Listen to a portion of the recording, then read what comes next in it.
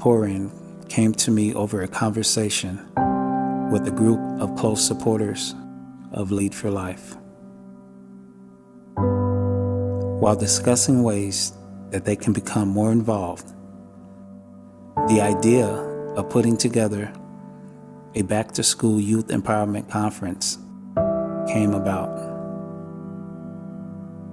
Not a singular event, but the creation of a platform where members of our community, businesses, parents, and school officials could all come together to pour into the lives of our youth.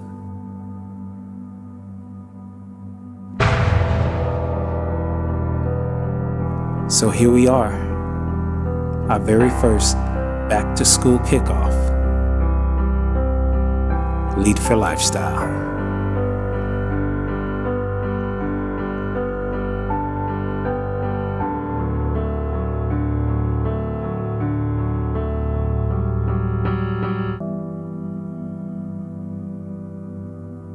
My mom, she had me when she was 14 years old.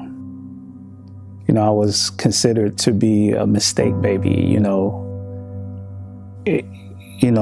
to this day, I'm over 40 years old and I've never really met my dad. I don't even know my father's real name. I don't know his name.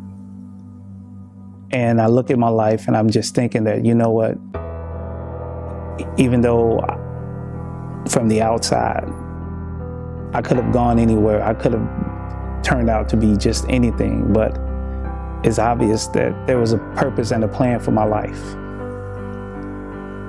You know, one of the coolest things I love about Lead for Life is the fact that, I get a chance to walk into these schools, man, and, and not even really know kids, but I could see through what they might be going through. I could see through their pains. I could see through the fact that they may not have, a dad at home, or they may not have somebody there that can just, just be there for, the kids want attention, and although I may not be in a position where, I get to go home with these kids, what I think about is the fact that, I don't care if I got 15 minutes, I don't care if I got half an hour, I don't care if I just got 45 minutes within a class period of time to be able to just pour into these kids' lives. That's what I'm gonna do. We live in a generation now where everything is all about me, mine, I. If I gotta get my big car, I gotta have my, nice rims, I gotta have my big house.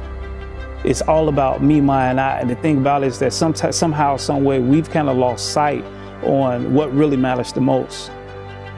What is the biggest thing? Well, the biggest thing is really our children. And somehow we've allowed other things to come before that. And there's so many kids right now that are lost.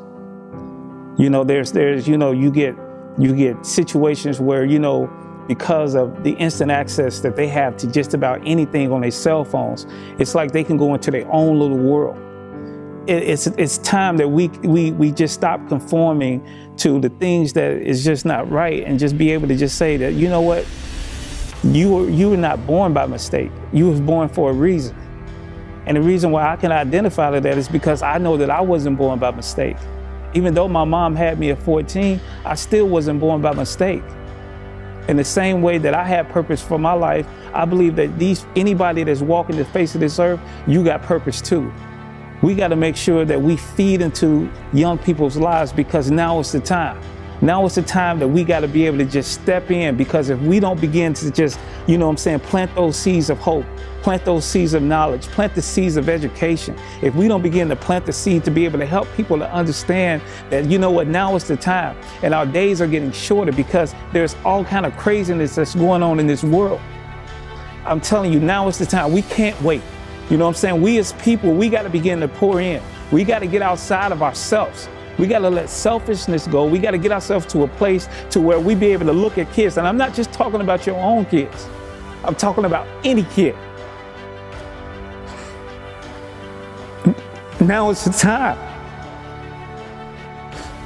I don't care what we might be going through. Now is the time. We got to pour in. pour in love, pour in hope, pour in faith, pour in education, pour in everything that we have to our souls. I mean, we just got to pour in. Because now we're at a point to where their lives are dependent on it. We got to pour in.